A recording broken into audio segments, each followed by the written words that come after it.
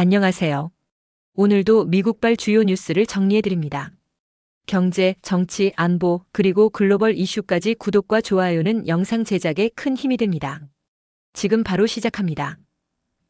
Americans are souring on the economy again to levels seen rarely in the post-World War II era, raising the question of what it means for spending, economic growth, and other key metrics gauging the world's largest economy. 미국인들은 제2차 세계대전 이후 거의 볼 수 없었던 수준으로 경제에 대해 다시 비관적이 되고 있으며 이는 지출, 경제 성장 및 세계 최대 경제를 측정하는 다른 주요 지표에 어떤 의미를 갖는지에 대한 의문을 제기합니다. Americans still haven't reined in their spending. Personal consumption expenditures climbed 0.6% in August from the prior month, the Commerce Department said Friday, in the thick of the back-to-school shopping season. 미국인들은 여전히 지출을 억제하지 않았습니다. 상무부가 금요일에 발표했듯이 계약 쇼핑 시즌이 한창인 가운데 8월 개인 소비 지출은 전달 대비 0.6% 상승했습니다. For the August spending spree, Americans appeared to dip into their savings. Friday's report showed that the saving rate dropped to 4.6% from 4.8% in July. 8월의 지출 광란을 위해 미국인들은 저축액을 사용한 것으로 보입니다. 금요일 보고서에 따르면 저축률은 7월에 4.8%에서 4.6%로 하락했습니다. The chairman of a House committee that pushed for the law demanding TikTok be spun off from its Chinese owners has requested an urgent briefing from the White House, one day after Trump signed an executive order supporting a proposed deal.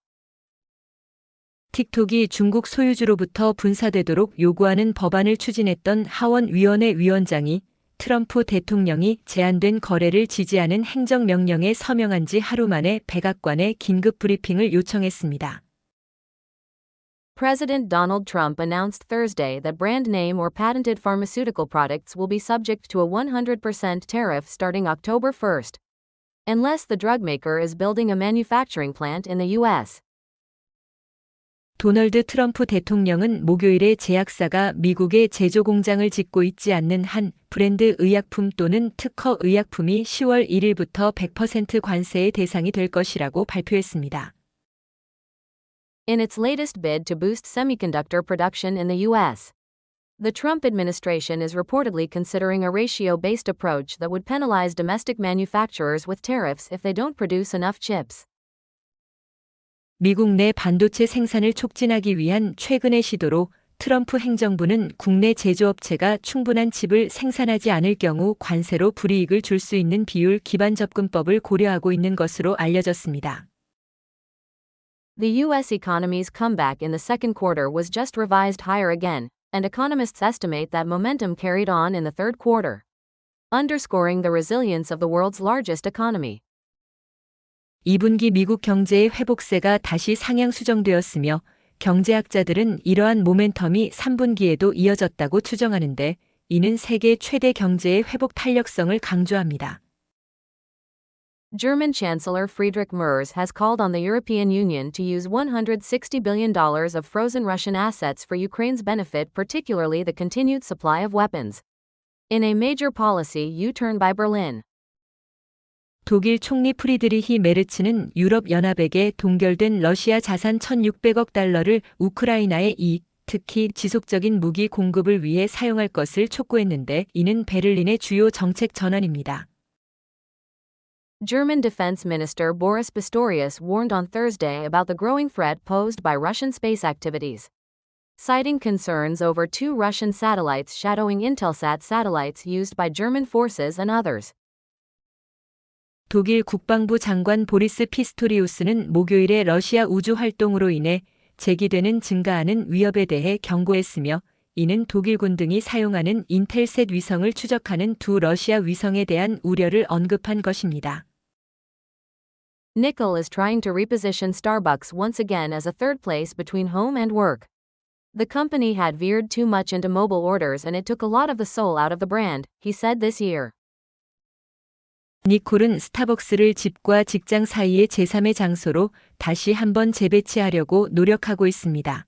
그는 회사가 모바일 주문 쪽으로 너무 많이 방향을 틀어 브랜드의 많은 영혼을 앗아갔다고 올해 말했습니다. Closing roughly 400 stores is like a rounding error for the coffee giant, which has more than 32,000 locations worldwide. But the fact that Starbucks is shrinking right now represents something significant for its business.